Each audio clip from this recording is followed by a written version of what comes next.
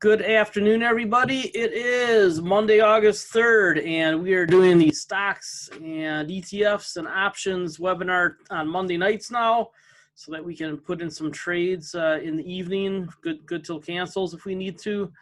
And then on Tuesday mornings, we'll do a quick question and answer. This webinar will be half an hour-ish long. Tomorrow's will be about a half an hour. And Fridays will be about a half an hour. So we're going to cut these all into nice bite-sized chunks and blow through. The first message I would give you is this has been a hard market for me because in my career, value has usually mattered. And right now, and I actually started 3 articles today, but one of them talks about the question I asked back in April, do valuations matter? And you know, for the last few months, valuations have not mattered. And we got the bounce off the bottom, which was expected, but then it went up a whole nother leg, slower, it went up slower, but we got an entire second leg. So we got the V-shaped bounce, and then we just got the up and to the right in a choppy manner over the last 3 months.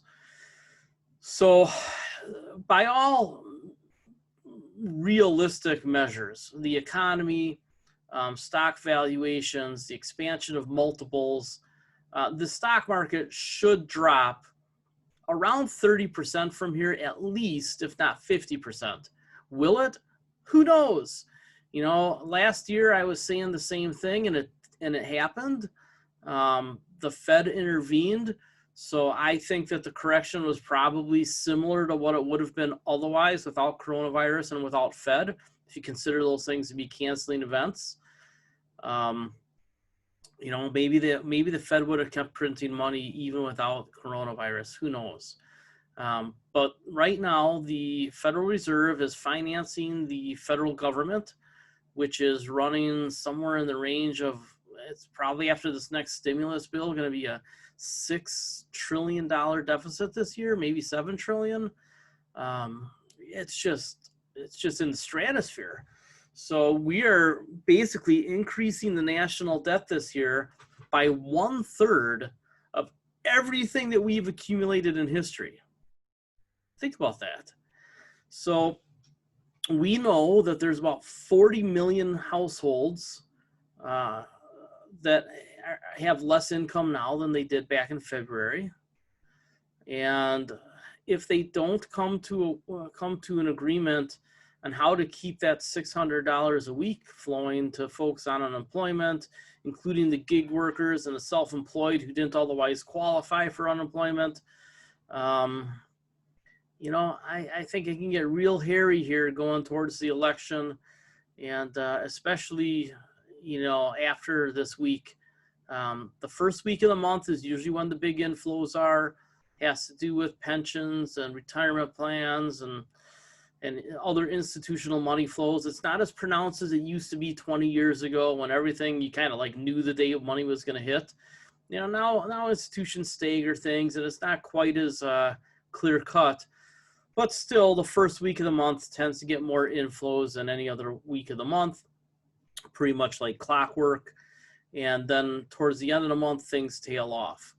And that's why most corrections start in the second half of the month, not the first half of the month. We'll see if I'm right and we get a correction starting in the next few weeks. It very easily could be that there's still enough hopium out there that this market still keeps drifting up to new highs. We'll talk about that in a second. But I want to just talk about the valuations real quick before we go through a whole bunch of charts. I want you to take a look at the WSJ Markets page if you're a subscriber, and it shows the PE ratios of the various indexes. The Dow Jones isn't that important, but the PE ratio a year ago on the industrials was 19, and the transports 17.5, and on the utilities 26.5. Now, think about how can utilities have a PE in 26.5 when they're not growth, right? That doesn't make any sense. Over the trailing 12 months, it's been 25.5, and the forward estimate is 20. So that comes from the little mini correction we had in utilities and presumably higher earnings, which I don't think they're going to get. Dow Jones also, look where the trailing was, look where it was a year ago, and then look what the estimate is. These are extremely high PE ratios. I mean, you say, well, that's only 4. Well, 4 into 19 is 25% just about. So very high PE ratios. Look down at the Russell. We don't have this number just yet. But the forward estimate on the Russell is earnings of valuation, PE of 100. I mean, think about that. These companies have no earnings. You know, and a year ago it was 40. Right now, the NASDAQ trailing PE is 34. And this is without the estimates that are going to come in. S&P 500, 32 just about. Look at the jump in valuation. All of the gain in the stock market has been valuation, all of it. And even if we hold earnings to a pretty generous forward estimate, your forward earnings are still 31 and 25. The S&P, that doesn't make any sense at all. You know, I mean, this number should be under 20 for sure. And this number should be close to the low 20s, just because of the growth rate. So if you remember Peter Lynch, PEG ratio, price to earnings to growth, a PE ratio, you divide by the growth rate, and you want a number that's between 1 and 2. So if your growth rate is 10, you shouldn't have a PE over about 20. And you can take into account things like the value of the assets, dividends, things like that, financial health of the companies, right? So there's some fudgeability there. Greenblatt has his return on invested capital calculation that's pretty good. I use that in some of my screens over on Stock Rover. So the thing I want you to understand is these are very, very stretched markets. And in fact, I have a chart that's going into one of the articles today. This one is from Crestmont, and you can see anytime that they have a slightly different way of calculating PE, but anytime the PE gets up here, we get a pretty big stock market crash. You know, look at right before the financial crisis, it fell off. 1999, it fell off.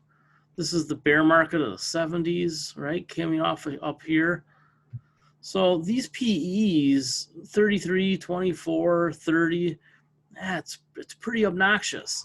And the argument was that, well, low interest rates make that okay. Well, only if low interest rates are forever. And ultimately, if the economy starts to recover next year in the second half, like I think it will, and I think next summer it starts to get better, you know, then the bond market has to deal with the reality that there's an awful lot of money out there that was printed and an awful lot of debt that was created.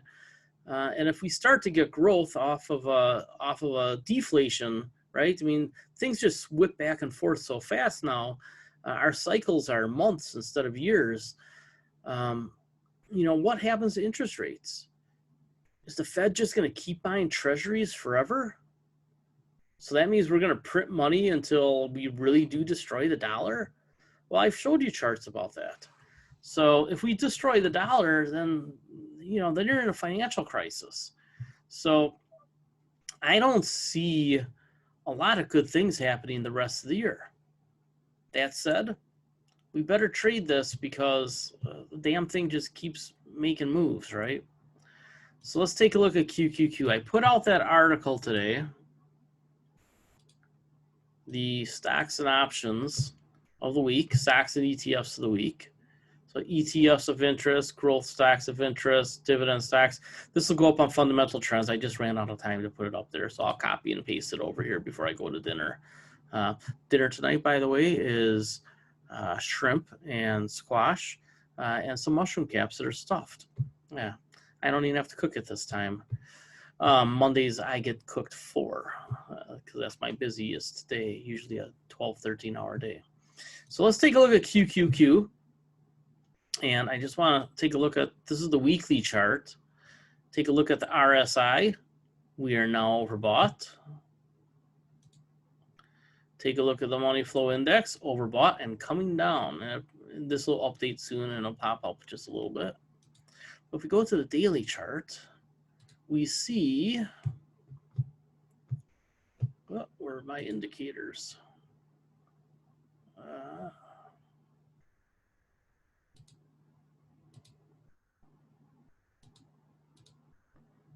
There you go. Oh, look at that. They disappeared and they came back.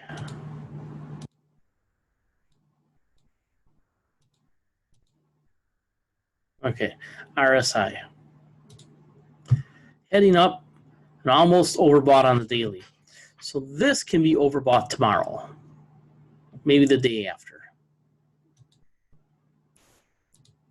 This can be overbought tomorrow or the day after, and it's at 64 versus the RSI, which is also about 64. So they're tracking.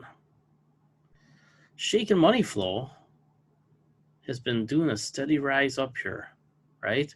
Ups and downs, but generally, it's a pretty easy trend to see, right, to the upside. So this consolidation right here, see how these ups and downs are a little closer together? That indicates that either it's going to turn over or there should be a catalyst that drives it almost straight up. You have to wait and see. I really don't know which way this is going to go. MACD looks like it all of a sudden it turns up again. Goes down, comes up, goes down, comes up. This is, to me, this is clear manipulation, combination of the Fed and I think hedge funds. And I really think the hedge funds have a big hand in what's going on.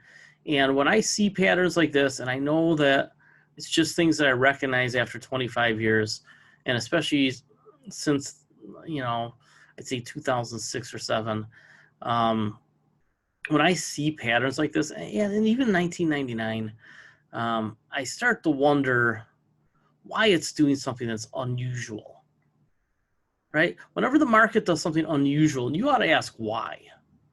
And I'm concerned about some of these patterns that I'm seeing. I think that the market structure is setting up. See how this was an extended period and this is an extended period? I really am afraid of this again. It just wouldn't surprise me. That said, if QQQ breaks out here and gets much past about 272, 273 right in there, man, it could blast up and go all the way, it could go way over 300. It really could. In which case, even I'm going to have to chase it. So if this market doesn't start to correct imminently, we're going to have to chase it up, and then we are going to have to put on the air brakes, because once it gets up to this level, I don't think there's anything for the hedge funds to do but to pull the plug. And you can doubt me all you want, but hear me now, believe me later, whatever. The hedge funds are the ones that are the marginal money here. They're the marginal money. They're playing both sides of the equation, and when they decide to pull the rug out, it's just not going to be pretty. So we might have to chase QQQ up. I don't want to buy any calls on this. If it breaks out, then I'll just have to day trade it. I've resigned myself practically to day trading until a correction starts. Don't like it. Not what I like to do. I'd rather learn about companies, but if I have to trade, it's been pounded into my head now for a few months and I might have to trade. So I looked at a lot of charts today. Again, S&P 500 looks like it might want to set a new high. You know, it might go up to 340, 350. It shouldn't, but it might. IBB looked like it was going to turn over, and then I had a decent update today. But it is in a resistance zone, so maybe it does turn down. Hard to know. It breaks out, though, you might have to ride it up to here. If we do get up to these 1.618 levels, right? If we get up to some of these levels up here, I mean, these are incredibly strong resistance levels. The world better be getting better if we get up to these levels. Otherwise, it's basically, hey, jump in the elevator chute and see what happens. iShares Germany, it looks like it might be jitterbugging and getting ready to turn over. If it does and it comes back down here, I'm going to want to buy this. I might probably buy a little bit more here. And we'll have to measure if the world's getting demonstrably worse or better at the time. But a strong dollar, if the dollar turns around, will drive this down. And that's really the thing I'm watching the most is the dollar.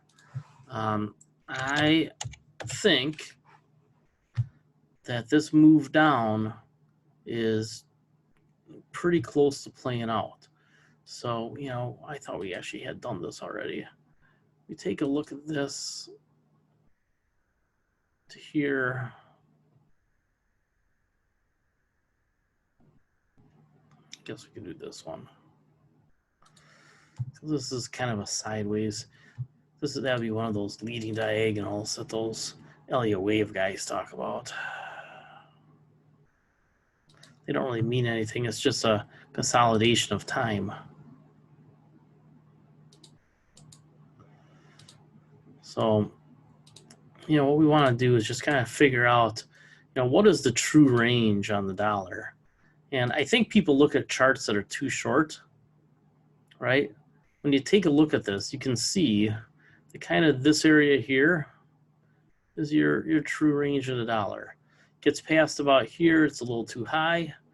Gets below here, it's too low. So we're kind of right in the middle of the market there, right? And if that's a little too high and that's a little too low, that's right. We're kind of like right at one of those lines actually, where we should be.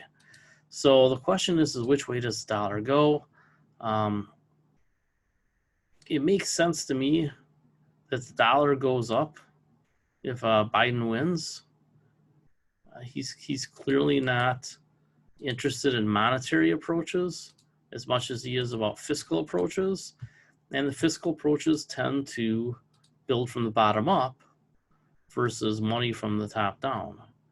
And it ends up being better for labor, maybe not as good for the financial markets, or at least people who are in the traditional financial markets. We can trade it however we want because we're smarter than the average indexer. So take a look at this. Look at all these lines right in this area, right? So it looks like the dollar can definitely go down into this area.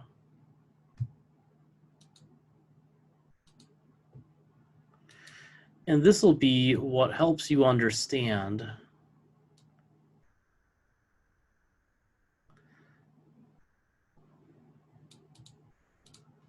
whether or not the dollar is going to break down or not. You know, does it break all the way down to here? It could. I mean, realistically, it could go. It could go way down, right? I mean, we clearly could destroy the dollar, but like I said, the Fed started fighting back the last time we did it, and Trump got very bent out of shape that the Fed fought back. But ultimately, the Fed's job is to protect the dollar. So as much as the Fed's beating it down now, there's just not a lot of downside left in the dollar, a couple of bucks.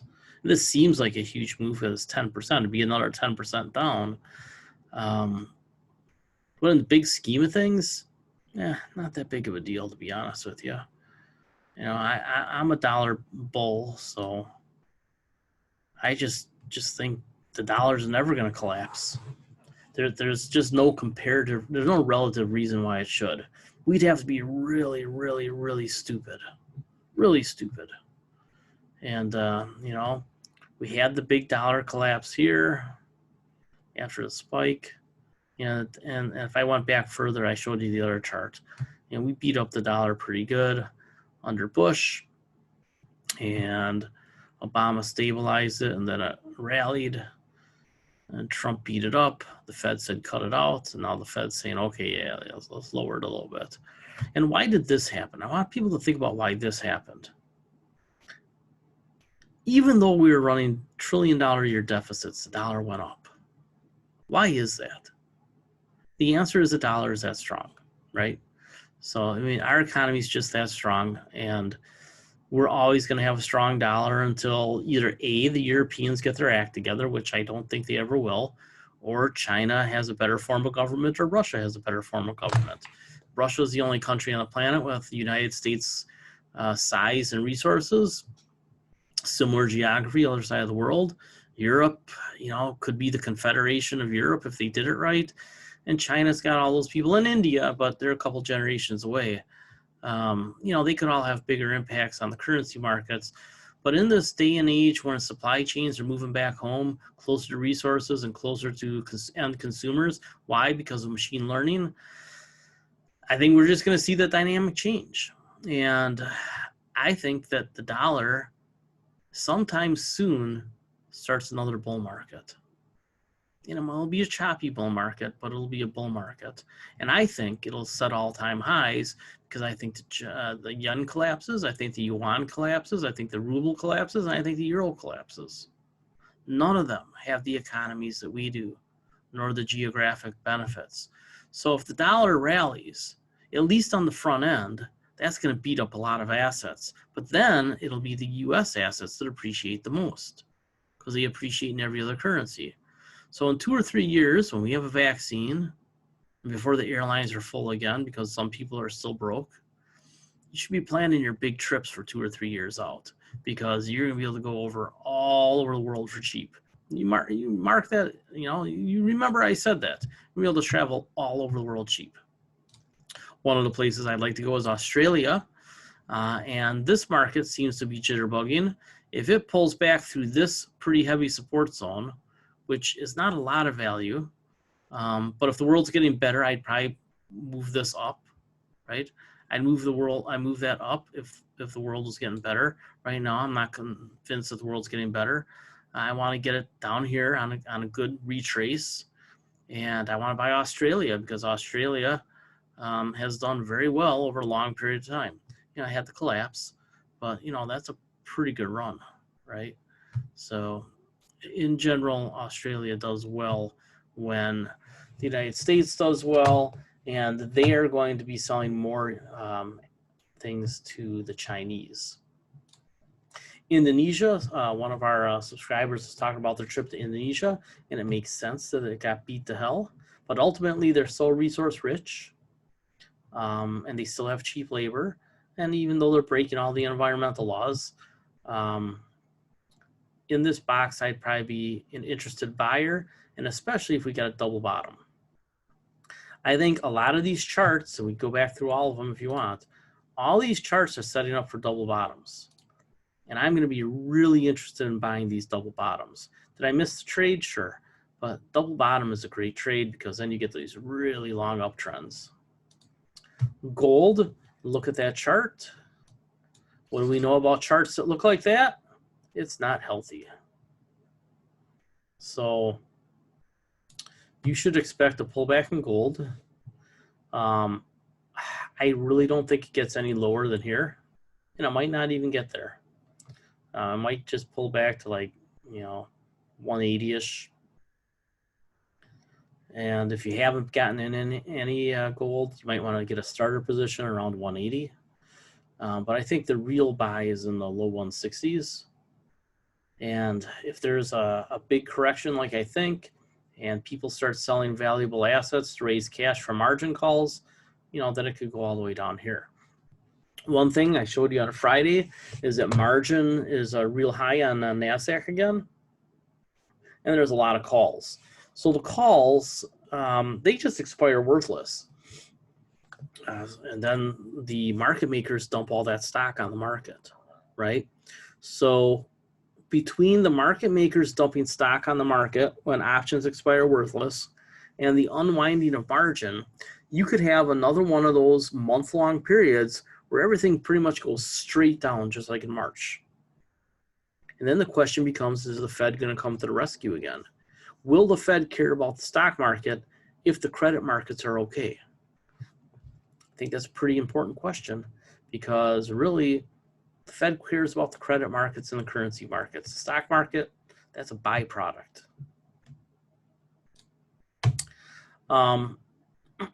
The semiconductor index, we're going to talk about an option here.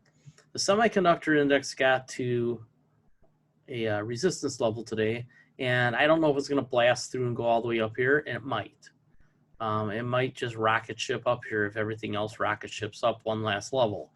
But I bought a couple of puts, right? A couple of, I don't even remember what month it was. I think December 295s.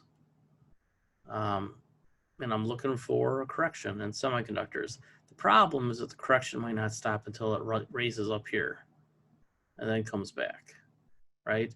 In which case, if it goes all the way up here, where's the correction? I still like this level right in here. I mean, structurally, look at how this market is. Just in this area a lot. So it makes sense for it to come back and test that area later this year, I think. Ulta, Dave Zannoni took a look. That has been on my list a long time. Dave Zannoni wrote up a SWOT report and a thesis. And Ulta is in the buy zone. If you are bullish and you just want to be in something that could bounce up, look for some trades. But just keep in mind, it wouldn't be hard for Ulta to get to 170. So you take a look at RSI, and it's still headed down. So I just think, this is a trade that you'd have to be careful on. I am inclined to wait on this one to see if 170-ish happens. But you should be aware of what's going on with Ulta right now, because if it starts to rally, you probably want to get in because it's a long way up. And if it starts to break down, get your cash ready around 170. So right now you should be looking to see which way Ulta goes. Does it do this next level down?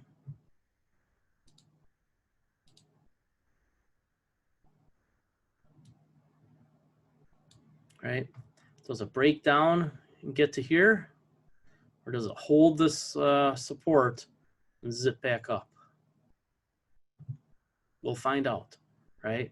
4-hour chart, kind of ambivalent. On the RSI, kind of ambivalent, right? I mean, this looks like it's going to zip back down, right?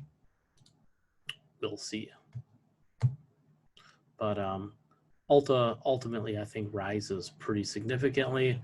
Zannoni was talking about getting back to 300. These levels up here, right in here at 320-ish to 340-ish, I mean, that's definitely an area where it could run to before it says, hey, getting kind of heady. The thing about this business that I really like is I see how my daughter is doing. And, I don't know. I think the girl should get an MBA and try to go work in management at a place like this. But she showed me how much money she's made this year. And remember, she's had half the year off. And I'm like, holy cow, she's projecting out to 100 grand at 23 years old. So 23 at Christmas. This is a recession-proof industry, and they have really good layouts. If you've ever been to an Ulta store, just find a woman in your family that goes to Ulta and just tag along. Keep your mouth shut and wait for you're done to ask the questions. It's an awfully good organization. So again, If it starts to bounce, you probably want to get in, at least ride it for about 20 bucks. And if it breaks down all the way to 170-ish, then I think you can really take a pretty good position in it. Ford, I have an extra chart for Ford today. It was actually in the article. Oh, did I kill the article? Let's see here.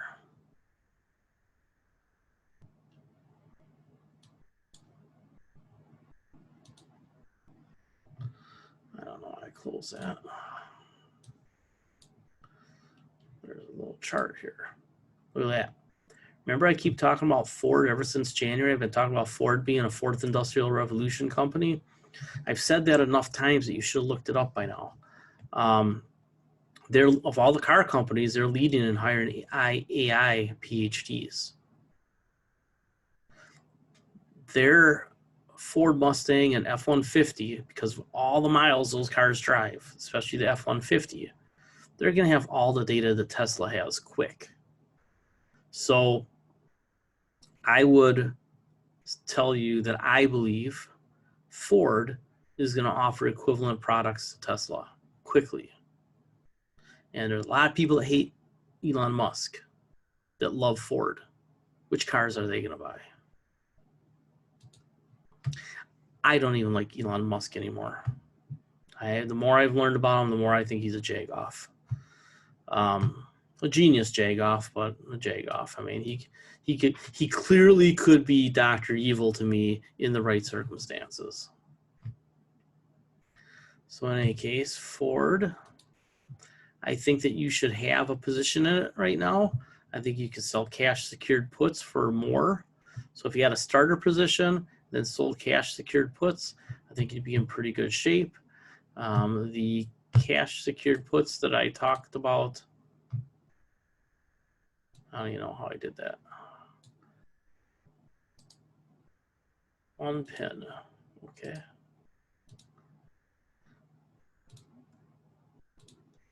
I talked about some cash secured puts here. Some standout ideas. Ford December $7 puts for $1 or more. Gets you at a net cost of $6. It's about what the trade is right now, but I think you should have a position in it anyway. So Ford is one of my favorite stocks for the next 10 years. I really do think it could, quadruple, quintuple, quintuple, whatever that number is, sextuple. In fact, if we take a look at all, I don't think it's out of the realm of possibility the Ford sets new highs and then some. I think the Ford could almost be a 10-bagger up there. Let's go back to 5 years so that doesn't look so ugly.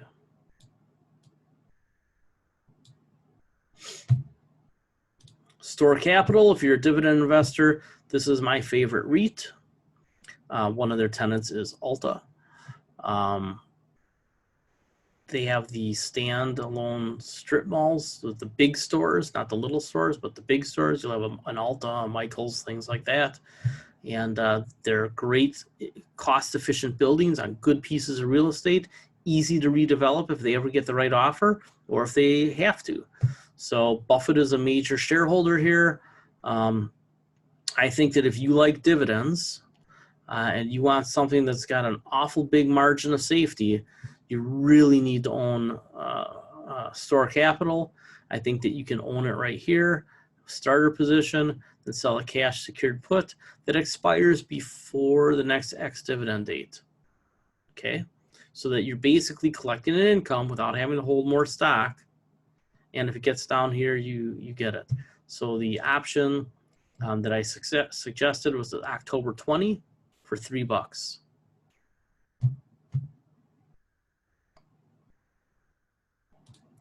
Nutrien, we've talked all about the farmers who are gaming the crop insurance system. The response by the fertilizer companies has been to idle plants and basically shut down a lot of production so that when the orders start coming back in next year, they're not going to ramp up production right away. They're going to let that market tighten. So you're going to see the stock market anticipate the fertilizer market getting tighter next year. I think that this one shoots back up, you know, to the middle 40s pretty easy by next year. But really, because they have controlled their capital expenses, I see this stock just rallying all the way back up to new highs, probably within 2 to 3 years. So this is probably a double in the next 2, 3, 4 years on the outside, and it pays a big fat dividend to boot, and they have almost no competition, right? They're part of an oligopoly. Warren Buffett bought gas pipelines. Why don't you own Kinder Morgan? Right? It's right in the zone here. I mean, could it double bottom? It could, but if you don't own it, you should be nibbling in. And if you don't have a full position, you should be working your way in that direction. If you're a dividend investor, if you're a growth investor, maybe you just have a little bit in dividend stocks so that you have cash flow in your account. CenturyLink. Look at that. That's clearly setting the bottom. I think that everybody should be buying CenturyLink right now. I am actually going to ramp it back up probably to a full position because I think that their fiber is going to get bought. Somebody asked, well, how does 5G affect fiber? Fiber carries the 5G signal to, you know, your first towers. So the fiber networks are vitally important. Everything cannot go through the air. You got to have the wires. And these fiber wires, like I said, they're one of the biggest out there, depending on how you measure what they're doing. Plus, they have an enterprise business that's very good, and they have the communications, which I think they probably sell off. I don't know. So there's going to be some sort of strategic transaction with CenturyLink at some point, maybe 2, maybe 3, actually. But I think that this is a great spot to buy. I think their dividend is safe now that they've already cut it. And I think that this is probably going to start working its way up. It's going to make one of those kind of jagged curves, right? Where you can't quite tell that it's going up until you're like, oh, look, it's kind of going like this. And then before you know it, it's going to be $30 a share again. Seriously, I think this is $30-something a share again. Again, 3-4 years out. AT&T pays a great big fat dividend. Warner Brothers, it's in the buy zone. If you take a look at this very long term, you know, it's gotten a little bit lower way back in the past. I think it would take an awful lot to drive it down into lower 20s. So I think you should be buying it right about here. And for sure, if it gets down to 28-ish. Again, you can sell cash secured puts if you'd like. $32 cash secured puts for $4. You have to see the stock drop a buck or two for that to happen. But you can put that order in and set it and forget it.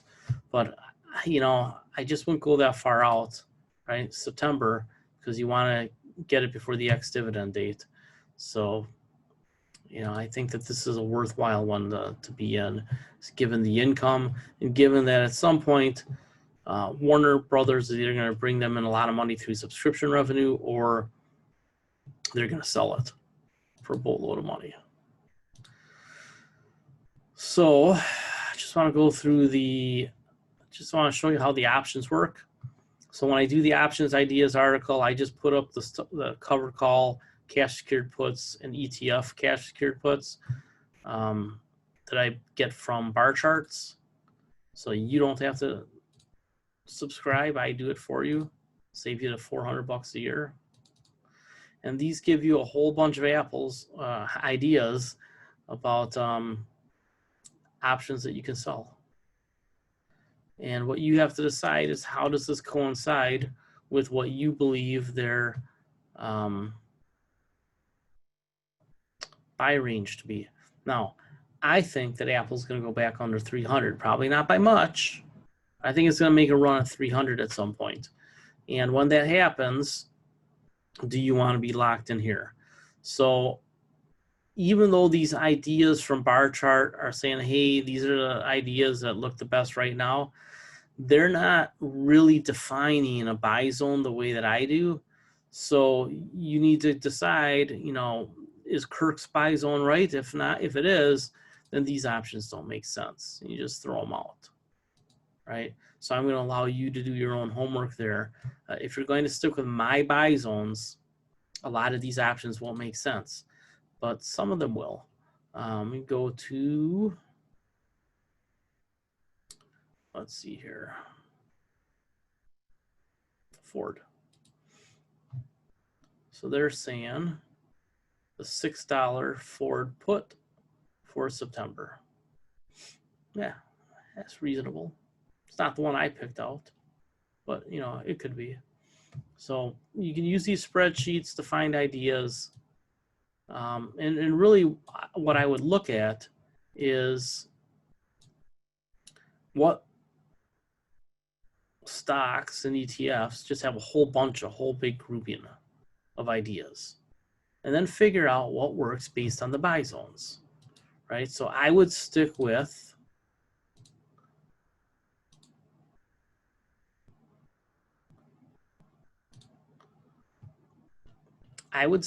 these buy zones. And if there's options that look desirable, like with Alibaba, if there are any puts in this range that you'd be comfortable owning Alibaba at that strike, I think you go ahead and sell it. Calix, I think the same thing.